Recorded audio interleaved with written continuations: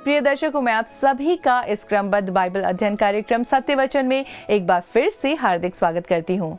आज हम मत्ती रचित सुसमाचार के अंतिम भाग का अध्ययन करेंगे, जिसमें अध्याय 27 के पद 51 से लेकर अध्याय 28 के अंत तक की घटनाएं शामिल हैं। आज हम देखेंगे यीशु की मृत्यु के तुरंत बाद मंदिर का पर्दा ऊपर से नीचे तक फट जाना, भूकंप आना, कब्रें खुल जाना और कई लोगों का इस अद्भुत घटना को देखकर स्वीकार करना कि यीशु वास्तव में परमेश्वर के पुत्र थे। इसके बाद हम देखेंगे यीशु के शव को एक नई कब्र में रखा जाना और कब्र की सुरक्षा के लिए पहरा लगाना। तीसरे दिन मृतकों में से जीवित हो जाना, स्वर्गदूत द्वारा कब्र पर उनके पुनरुत्थान की घोषणा करना, फिर चेलों को दर्शन देना और उन्हें महान आज्ञा देना। इन सब बातों को हम देखेंगे। तो आइए हम परमेश्वर के दास के द्वारा इसे समझें और अपने जीवन में लागू करें।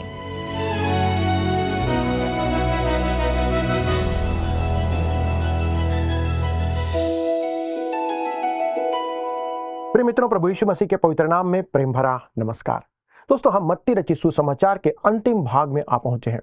अब हम उन कुछ घटनाओं को देखेंगे जो प्रभु यीशु मसीह के प्राण त्यागने के बाद घटती हैं, और हम अपने अध्ययन को मत्ती 27 के पद 51 से आगे बढ़ाएंगे। तो ये घटनाएं जो हैं, ये प्रभु यीशु मसीह के मृत्यु से जुड़ी घटनाएं हैं। प्रभु यीशु मसीह के प्राण त्यागने के समय बहुत सी घटनाएं घटी, जैसे भूडोल, मंदिर के पर्दा के फट जाना। तो पढ़ते हैं पद 51। लिखा है, और देखो मंदिर का पर्दा ऊपर से नीचे तक फटकर 2 टुकड़े हो गया और धरती डोल गई और चट्टानें तड़क गई। दोस्तों, क्या आपने शब्दों पर ध्यान दिया? पर्दा नीचे से ऊपर नहीं, परंतु ऊपर से नीचे तक फट गया। दोस्तों, वह परमेश्वर के द्वारा फाड़ा गया था, मनुष्य के द्वारा नहीं। यह पर्दा प्रभु यीशु मसीह की देह का प्रतीक है। जब उसकी देह क्रूस पर चढ़ाई गई, जब उसने हमारे पापों के बदले अपनी देह को उस वेदी पर चढ़ा दिया, तब परमेश्वर की उपस्थिति में जाने का मार्ग खुल गया। अब आप सीधे परमेश्वर के पास जा सकते हैं। इसलिए अब हमें परमेश्वर की उपस्थिति में जाने के लिए किसी महायाजक, किसी प्रचारक, किसी मनुष्य की आवश्यकता नहीं है, पर हम प्रभु यीशु मसीह के माध्यम से सीधे परमेश्वर के सिंहासन तक जा सकते हैं।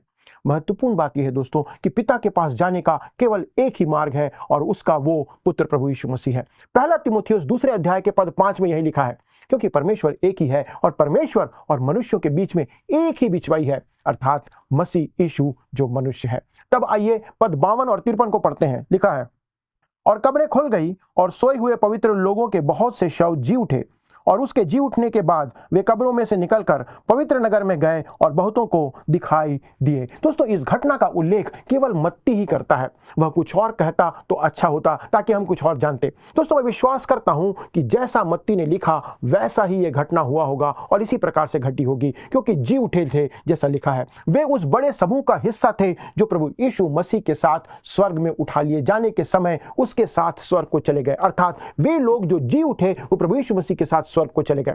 इफिसी 4 अध्याय के पद 8 से 10 में यही बात लिखी हुई है। आप अपनी बाइबल खोल करके इसे पढ़िएगा। पद 51 में एक विशेष भूकंप का उल्लेख किया गया है, जिसके कारण बहुत सी कब्रें खुल गई और मरे हुए बहुत से संत सशरीर अपने शरीर के साथ जी उठे।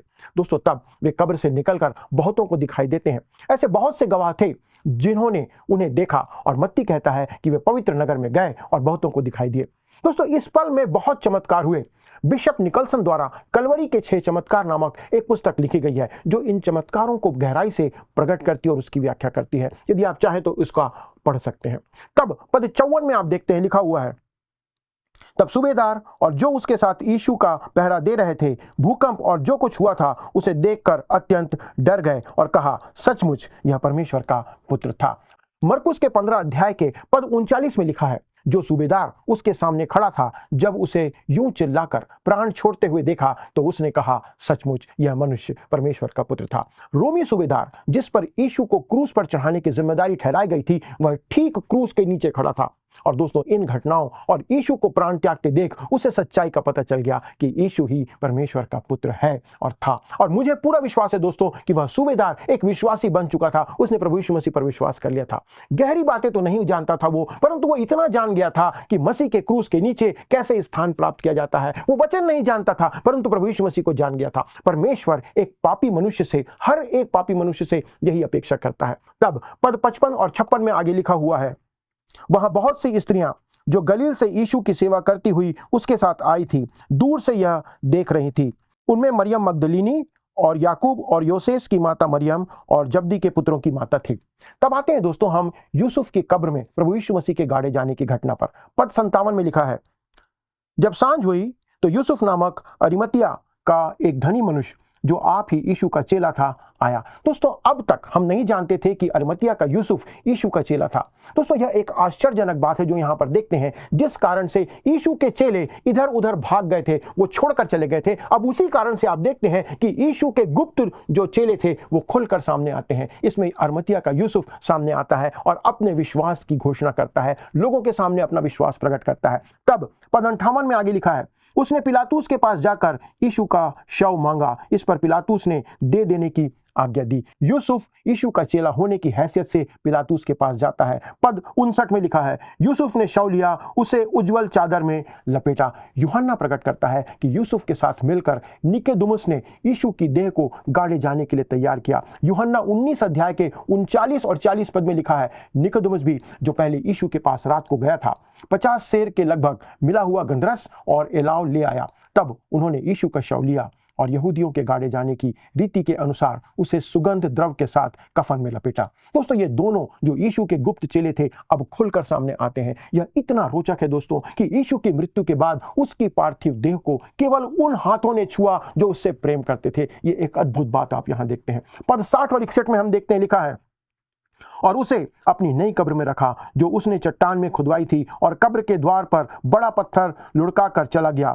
मरियम मगदलीनी और दूसरी मरियम वहां कब्र के सामने बैठी थी। दोस्तों यीशु की मृत्यु से संबंधित एक और बात यह है, जो जब चेले भाग गए तब बहुत सी स्त्रियां उसके प्रति विश्वास योग्य बनी रही जो क्रूस के पास ठहरी हुई रहती हैं। दोस्तों उस पर्वत के निकट एक कब्र थी, जैसा लिखा है, उसमें यीशु को दफनाया गया था। और दोस्तों यह गार्डन टूम्ब या गार्डन कब्र के नाम से जानी जाती है, यह कहलाती है। हमारे पास ऐसा कोई तरीका नहीं है दोस्तों कि हम जान सकें कि यीशु की कब्र कहां थी या किस स्थान पे थी, परंतु संभवतः गार्डन टूम्ब या कब्र ही वो स्थान है जो प्रभु यीशु मसीह के निकटतम घटना को प्रकट करती है जहां पर उसे गाड़ा गया था। प्रभु यीशु मसीह की यह इच्छा नहीं थी कि हम गुलगुथा में उसकी कब्र की खोज करें और उसे पवित्र स्थान का दर्जा दें, परंतु वह हमारे पापों के लिए मारा गया था, गाड़ा गया था और फिर जी उठा था। यही सुसमाचार है जो हमें प्रकट किया गया है। कहां पर उसकी कब्र है ये महत्व नहीं रखता है। अब दोस्तों पद 62 से लेकर 66 में हम देखते हैं कि कब्र पर किस प्रकार से पहरा लगाया था। दूसरे दिन जो तैयारी के दिन के बाद का दिन था, प्रधान याजकों और फरीसियों ने पिलातुस के पास इकट्ठे होकर कहा, हे महाराज, हमें स्मरण है कि उस भरमाने वाले ने जब वह जीवित था कहा था, मैं 3 दिन के बाद जी उठूंगा। अतः आज्ञा दे कि तीसरे दिन तक कब्र की रखवाली की जाए, ऐसा ना हो कि उसके चेले आकर उसे चुरा ले जाएं और लोगों से कहने लगे वह मरे हुओं में से जी उठा है, तब पिछला धोखा पहले से भी बुरा होगा। पिलातुस ने उनसे कहा, तुम्हारे पास पहरुए तो हैं, जाओ अपनी समझ के अनुसार रखवाली करो। अतः वे पहरुओं को साथ लेकर गए और पत्थर पर मुहर लगाकर कब्र की रखवाली की। दोस्तों यदि विरोधी उस कब्र को ऐसे ही छोड़ देते तो बाद में कब्र के खाली होने पर लोगों को और उन्हें संदेह होता, परंतु उस कब्र के पत्थर पर रोमी मुहर लगी थी, सैनिकों का पहरा था। तब उनका यह कहना कि चेले यीशु की देह को चुरा कर ले गए एक मूर्खता की बात है और लोगों को वो झूठ बोल रहे थे। जब यीशु ने अपने चेलों से कहा कि वह तीसरे दिन जी उठेगा तो ये बात धार्मिक अगुए भी जानते थे और तब उन्होंने पिलातुस से इस बात को कहा कि यीशु ने कहा था कि वह तीसरे दिन मृतकों में से जी उठेगा, इसलिए हम निश्चय करना चाहते हैं कि तीसरे दिन तक उसकी कब्र पर एक कठोर पहरा लगाकर रखा जाए ताकि उसका शरीर वहां पर सुरक्षित रहे। दोस्तों इसके साथ ही यहां पर अध्याय 27 समाप्त होता है और अब हम अंतिम और 28वें अध्याय पर आते हैं। वहां से अपने अध्ययन को जारी रखेंगे जिसका विषय है यीशु का पुनरुत्थान और महान आदेश। दोस्तों सुसमाचार का मंडप 2 महान स्तंभों पर टिका हुआ है, 2 बातों पर। पहला है प्रभु यीशु मसीह की मृत्यु और दूसरा है प्रभु यीशु मसीह का पुनरुत्थान। पहला कुरिन्थी 15 अध्याय के पद 3 और 4 में पौलुस कहता है, इसी कारण मैंने सबसे पहले तुम्हें वही बात पहुंचा दी जो मुझे पहुंची थी कि पवित्र शास्त्र के वचन के अनुसार यीशु मसीह हमारे पापों के लिए मर गया और गाड़ा गया और पवित्र शास्त्र के अनुसार तीसरे दिन जी भी उठा। मित्रों हमने प्रभु यीशु मसीह की मृत्यु और गाड़ा जाना देखा था और इस अध्याय में उसके पुनरुत्थान को हम देखते हैं। हमारे उद्धार के लिए ये दोनों ही आवश्यक है। रोमी 4 उसके 25 में लिखा है, वह हमारे अपराधों के लिए पकड़वाया गया और हमारे धर्मी ठहरने के लिए जिलाया भी गया। मित्रों सुसमाचार का अनोखा तथ्य या सच्चाई पुनरुत्थान है। सभी धर्म गुरुओं की मृत्यु का वर्णन हमें मिलता है आज संसार में, परंतु सिर्फ मसीह यीशु की मृत्यु और उसके पुनरुत्थान का भी लेख हमें बाइबल में मिलता है। और यह सच्चाई है, यह जानना हमारे लिए, आपके लिए, मेरे लिए कितना महत्वपूर्ण और प्रभावशाली है कि हमारा प्रभु जो है वो जीवित है, वो मरा हुआ नहीं है, उसकी कब्र आज खाली है और प्रभु यीशु मसीह जीवित है। दोस्तों, सुसमाचार का कोई भी लेख पुनरुत्थान का संपूर्ण विवरण नहीं देता है। इस बात को आप पढ़ करके देख सकते हैं। चारों सुसमाचार पुनरुत्थान का एक मिश्रित या मिक्स चित्र प्रस्तुत करते हैं। पुनरुत्थान का संपूर्ण चित्र पाने के लिए हमें सभी सुसमाचारों को एक साथ रखना होगा और ऐसा करने पर हमें उनमें कोई विरोधाभास दिखाई नहीं देता है। अर्थात ये चारों सुसमाचार प्रभु यीशु मसीह के पुनरुत्थान को बारी बारी से अलग अलग घटनाओं को प्रकट करते हैं। दोस्तों, आइए देखते हैं कि चार सुसमाचारों के वृत्तांत को मिलाकर यदि घटनाओं के क्रम को हम क्रोनोलॉजिकल ऑर्डर पर रखते हैं तो ये किस प्रकार से हमें देखने को मिलता है। आप इस बात को ध्यान से देखिए। लूका 23:55 से लेकर लूका 24:9 और यूहन्ना 20 उसके 1 और 2 पद के अनुसार 3 स्त्रियां मरियम मगदलीनी, याकूब की माता मरियम और सलोमी कब्र की ओर चल पड़ती हैं और अन्य 3 स्त्रियां भी इनके साथ साथ उनके पीछे चल पड़ती हैं। तब इन 3 स्त्रियों ने कब्र पर पत्थर लुढ़का हुआ पाया और कब्र पर पत्थर नहीं था और मरियम मगदलीनी यह चेलों को बताने के लिए चली जाती है। तब मत्ती 28 के पद 2 के अनुसार याकूब और योसेस की माता मरियम ने कब्र के निकट स्वर्गदूत को देखा। वह दूसरी स्त्रियों से मिलने को लौट जाती है जो लेप लगाने के लिए सुगंध द्रव्य लेकर के आ रही थी। और इसी बीच यूहन्ना 20 अध्याय के पद 3 से 10 के अनुसार यूहन्ना और पतरस भी मरियम मगदलीनी के बताने पर कब्र पर पहुंचते हैं। तब अंदर जाकर वो देखते हैं और खाली देख करके वो वहां से लौट जाते हैं। इसके बाद यूहन्ना 20 अध्याय के 11 से 18 के आधार पर मरियम मगदलीनी रोती हुई आती है। तब 2 स्वर्गदूत उसे दिखाई देते हैं और फिर वो यीशु को देखती है और वहां से वह तुरंत लौट जाती है, जैसा प्रभु ने उसे कहा कि चेलों को जाकर बताए कि वो कहां पर है। इसी बीच दोस्तों, याकूब और योसेस की माता मरियम उन स्त्रियों से मिलकर उनके साथ वापस लौट जाती है जिन्होंने 2 स्वर्गदूतों को देखा था, अभी जिसके बारे में मैंने कहा।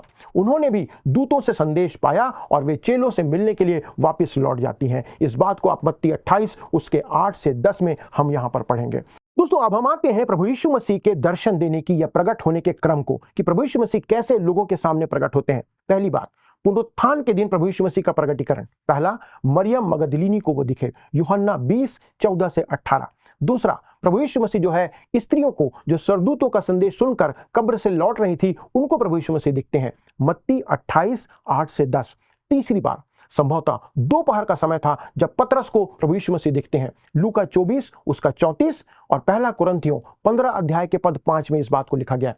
चौथी बार इमाउस के मार्ग पर वो 2 चेलों को दिखते हैं और संभवतः यह शाम का समय था, लूका 24:13 से 31 पद। पांचवी बार थोमा को छोड़कर अन्य सभी चेलों को प्रभु यीशु मसीह दर्शन देते हैं, लूका 24:36 से 43, यूहन्ना 20:19 से 24। अब इसके बाद दूसरे बार हम देखते हैं 8वें दिन। ये जो घटना थी प्रभु यीशु मसीह के पुनरुत्थान के दिन थी। अब 8वें दिन के बाद या 8 दिन के बाद पहली बार थोमा के साथ और चेलों को प्रभु यीशु मसीह दर्शन देते हैं, यूहन्ना 20:24 से 29। इसके बाद गलील में प्रभु यीशु मसीह दर्शन देते हैं। पहली बार तिबिरियास झील के पास 7 लोगों को प्रभु यीशु मसीह दर्शन देते हैं, जो यूहन्ना 21 उसके 1 से 23 में पढ़ने को मिलता है। उसके बाद दूसरी बार उसी दिन गलील में पहाड़ पर चेलों को और 500 भाइयों को प्रभु यीशु मसीह दर्शन देते हैं। इसकी जो लेख है वो पहला कुरिन्थी 15 अध्याय के पद 6 में है। इसके बाद प्रभु यीशु मसीह यरूशलेम और बैतनिया में आते हैं, वहां पर फिर से दर्शन देते हैं, पहले याकूब को, जैसा पहला कुरिन्थी 15 के 7 पद में लिखा है, और दूसरी बार 11 लोगों को दिखते हैं, जो कि मत्ती 28 उसके 16 से 20 में, मरकुस 16 उसके 14 से 20 में, लूका 24 उसके 33 से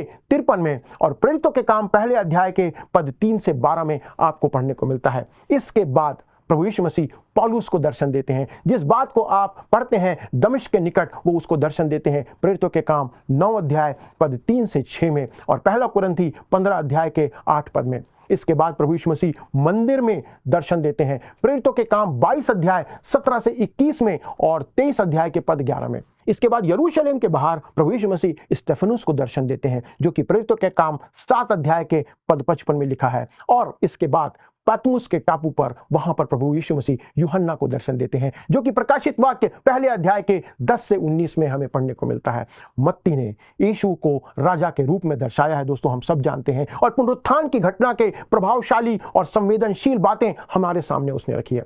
मत्ती के अनुसार यीशु ने राजा के समान जन्म लिया, जीवन जिया, राजा के समान वो मारा गया और राजा के समान वो जी उठता है, उसका पुनरुत्थान होता है। मत्ती हमें भूकंप, स्वर्गदूतों के आने, पत्थर लुढ़काए जाने, डरे हुए पहरुओं या सैनिकों के तथा धार्मिक अगुओं के द्वारा खाली कब्र की सच्चाई को छिपाने के प्रयास का वर्णन बहुत खूबी से करता है, और यहां पर हम इस बात को जान रहे थे। अब दोस्तों हम देखते हैं लूका और मत्ती के सुसमाचार की तुलना करने पर हमें शांति और संयम का यहां पर स्वर दिखाई देता है। इन दोनों में एक सामंजस्य हमें दिखाई देता है, जो लूक की पहचान है कि लूका किस प्रकार से इस बात को प्रकट करता है। आप देखेंगे दोस्तों कि लूका जो है वो प्रभु यीशु मसीह के मानवीय पक्ष को, अर्थात उसकी मानवता पर जोर देता है, जबकि मत्ती प्रभु यीशु मसीह को राजा के रूप में दर्शाता है। दोस्तों घटनाएं चारों सुसमाचारों में दर्ज की गई हैं, ये सारी घटनाएं आपको मिलती है, परंतु चारों सुसमाचार को अलग अलग दृष्टिकोण से लिखा गया है या प्रस्तुत किया गया है। यही बात यहां पर हमारे सामने आती है। तो आइए दोस्तों अब हम आते हैं इस अध्याय को आगे बढ़ाते हैं और पढ़ते हैं मत्ती 28 उसका पद 1, जहां पर हम देखते हैं कि दोनों मरियम का कब्र पर आना लिखा हुआ है। सब्त के दिन के बाद सप्ताह के पहले दिन पांव फटते ही मरियम मगदलीनी और दूसरी मरियम कब्र को देखने आई। दोस्तों वे यीशु के शरीर पर उस सुगंध वस्तु को मलने के लिए आ रही थी और ला रही थी। दूसरी मरियम की पहचान यहां पर कठिन है, परंतु परंपरा के अनुसार हमें बताया गया है कि वह याकूब और योसेस की माता थी। इसके आगे पद 2 में पढ़ते हैं, और देखो एक बड़ा भूकंप हुआ, क्योंकि प्रभु का एक दूत स्वर्ग से उतरा और पास आकर उसने पत्थर को लुढ़का दिया और उस पर बैठ गया। दोस्तों यहां पर पत्थर को लुढ़काना क्यों आवश्यक था? क्या कभी आपने विचार किया? क्या प्रभु यीशु मसीह को बाहर निकलने के लिए पत्थर लुढ़काया गया? नहीं दोस्तों, वह तो पहले से ही निकल चुका था। यीशु को बाहर निकलने के लिए उस पत्थर को उस कब्र पर से हटाने की आवश्यकता नहीं थी, परंतु लोगों को दिखाने के लिए कि जो लोग बाहर से आ रहे थे उन्हें प्रकट हो जाए कि प्रभु यीशु मसीह कब्र के अंदर नहीं है, उसकी कब्र खाली है। पद 3 में आगे लिखा हुआ है, उसका रोब बिजली का सा और उसका वस्त्र पाले के समान उज्जवल था। दोस्तों यहां पर सुसमाचार में इस प्रकार स्वर्गदूतों का वर्णन असामान्य रीति से प्रकट किया गया है। इस विषय में आप दानियल 10 अध्याय का पद 6, प्रकाशित वाक्य 10 अध्याय का पद 1 देख सकते हैं। तब पद 4 में लिखा है, उसके भय से पहरुए कांप उठे और मृतक समान हो गए। यहां पर आप इस बात को देखते हैं कि इस घटना के बाद पहरुए उस स्थान को छोड़कर चले जाते हैं और वो प्रसन्न हो जाएंगे, क्योंकि स्वर्गदूतों के कारण वे असहाय थे, उनके सामने एक भय था। पद 5 में आगे लिखा है, स्वर्गदूतों ने स्त्रियों से कहा, मत डरो, मैं जानता हूं कि तुम यीशु को जो क्रूस पर चढ़ाया गया था ढूंढती हो। वो कहता है मत डरो। दोस्तों ये शब्द जब कभी भी बाइबल में आता है तो आप देखेंगे कि अलौकिक प्राणी किसी स्वाभाविक प्राणी या मनुष्य के पास आते हुए उसे जब स्पर्श करते हैं तो वो उसके भय को दूर करने के लिए ऐसे शब्दों का उपयोग करते हैं या किया जाता है। ये बाइबल के अंदर आपको हमेशा मिलेगा। तब पद 6 में लिखा है, वह यहाँ नहीं है परंतु अपने वचन के अनुसार जी उठा है, आओ यह स्थान देखो जहां प्रभु पड़ा था। दोस्तों यह पुनरुत्थान की स्वर्गीय घोषणा थी। स्वाभाविक रूप से प्रभु यीशु मसीह की महिमामय देह उसकी शारीरिक देह से भिन्न थी जिसके साथ उसका जन्म हुआ था। पद 7 में लिखा है, और शीघ्र जाकर उसके चेलों से कहो कि वह मृतकों में से जी उठा है और वह तुमसे पहले गलील को जाता है, वहां उसका दर्शन पाओगे। देखो मैंने तुमसे कह दिया। दोस्तों इस पल से स्वर्गदूतों के द्वारा प्रभु यीशु मसीह के पुनरुत्थान की घोषणा करना बंद हो जाता है और यहां से जिम्मेदारी जो है मनुष्यों के द्वारा मनुष्यों पर आ जाती है कि वो बताएं कि प्रभु यीशु मसीह जी उठा है। लिखा है शीघ्र जाकर उसके चेले से कहो। परंतु इससे पहले दोस्तों कि आप व्यक्तिगत तौर पर इस गवाही को देने का प्रयास करें, इस बात को ध्यान रखिए कि आपको स्वयं प्रभु यीशु मसीह के पुनरुत्थान की सच्चाई पर दृढ़ विश्वास होना चाहिए। यदि आप विश्वास नहीं करते हैं तो आपकी गवाही खोखली हो जाएगी। आपके मन में यह विश्वास होना चाहिए, आपके हृदय में विश्वास होना चाहिए कि मसीह यीशु आपके पापों के लिए मरा और उसके बाद वो जी उठा है। तब दोस्तों हम देखते हैं कि प्रभु यीशु मसीह दोनों मरियम को दर्शन देते हैं। मत्ती 28 का 8 और 9 लिखा है, वे भय और बड़े आनंद के साथ कब्र से शीघ्र लौटकर उसके चेलों को समाचार देने के लिए दौड़ गईं। तब यीशु उन्हें मिला और कहा सलाम। उन्होंने पास आकर और उसके पांव पकड़कर उसको दंडवत किया। दोस्तों यहां पर आप देखते हैं कि यह बात मरियम मगदलीनी की जो पुनर्जीवित प्रभु यीशु मसीह से पहले भेंट हुई थी उसके विपरीत यहां पर प्रकट होती है। यूहन्ना 20 अध्याय के पद 17 में लिखा है, यीशु ने उससे कहा, मुझे मत छू, क्योंकि मैं अब तक पिता के पास ऊपर नहीं गया, परंतु मेरे भाइयों के पास जाकर उनसे कह दे कि मैं अपने पिता और तुम्हारे पिता और अपने परमेश्वर और तुम्हारे परमेश्वर के पास ऊपर जाता हूँ। दोस्तों, इसका स्पष्टीकरण कुछ इस प्रकार से है कि इन दोनों भेंटों के बीच अर्थात पहली बार और अभी मुलाकात में प्रभु यीशु मसीह अपने पिता के पास ऊपर चले जाते हैं और स्वर्ग में परम पवित्र स्थान में अपना बहुमूल्य लहू अर्पित करके यहाँ वापस चले आते हैं। और यही बात है कि यहाँ पर प्रकट की गई है इन दोनों भेंटों के बीच में। तब पद 10 और 11 में हम पढ़ते हैं, लिखा है, तब यीशु ने उनसे कहा, मत डरो, मेरे भाइयों से जाकर कहो कि गलील को चले जाएं, वहां मुझे देखेंगे। वे जा ही रही थी कि पहरुओं में से कुछ ने नगर में आकर पूरा हाल प्रधान याजकों से कह सुनाया। दोस्तों, पहरुओं ने नगर में जाकर पूरा हाल प्रधान याजकों को सुनाया और वे नहीं जानते थे कि कब प्रभु ने कब्र को छोड़ दिया। वे केवल इतना जानते थे कि पत्थर लुढ़काया गया। उन्होंने कब्र के अंदर देखा और वहां यीशु की देह नहीं थी, वो खाली थी, और उस कारण उन्हें मौत की सजा दी जा सकती थी, क्योंकि उनके पहरादारी के अंतर्गत प्रभु यीशु मसीह की देह वहां से गायब हो गई थी।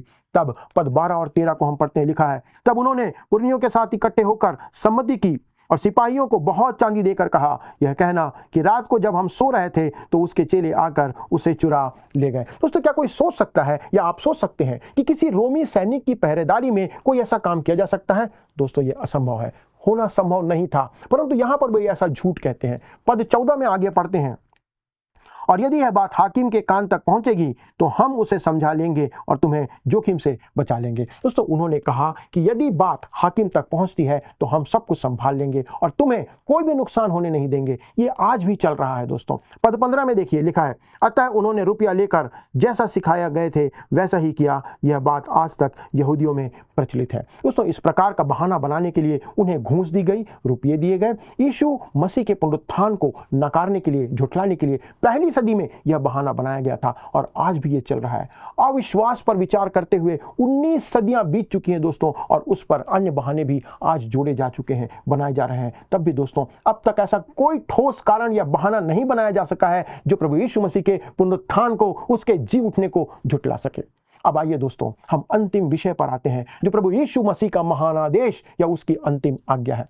दोस्तों, हमारे समकालीन समाज में इस महानादेश के प्रति दो दृष्टिकोण हैं सारे लोगों के बीच में, और मुझे लगता है कि दोनों ही दृष्टिकोण चरमपंथी या चरम सीमा पर पहुंच चुके हैं, दोनों एक्सट्रीम पर हैं। एक समूह सोचता है कि यह आज्ञा केवल चर्च या कलीसिया के लिए है, तथा दूसरा समूह सोचता है कि इस आदेश का हमारे समय से या हमारे लोगों से कोई सरोकार नहीं है, इसलिए इसे चर्च के कार्यक्रम से हटा देना चाहिए। दोस्तों, इस बात को जान लीजिए, दोनों ही समूह गलत हैं। हमें यह प्रकट करने का प्रयास किया गया है कि यह महानादेश हमारे लिए सीधा महत्व रखता है और आज के समय में भी सुसंगत है, आवश्यक है। जैसा हम जानते हैं, मत्ती ना तो पुनरुत्थान का और ना ही महानादेश का पूरा ब्यौरा देता है। इस कारण मुझे लगता है कि इस संदर्भ में प्रभु ने जो कुछ कहा है वह भी सुसमाचारों में जो कहा है उसे वर्तमान और भविष्य के लिए कहा, और हमें मिलकर इसे सब कुछ मिलाकर देखना चाहिए। जैसा प्रेरितों के काम अध्याय 1 के पद 8 में लिखा है, परंतु जब पवित्र आत्मा तुम पर आएगा तुम सामर्थ पाओगे और यरूशलेम और सारे यहूदिया और सामरिया में और पृथ्वी की छोर तक मेरे गवाह होगे। हमें प्रभु का गवाह बने रहना है और उसके लिए हमें ऊपर से पवित्र आत्मा की सामर्थ की आवश्यकता है।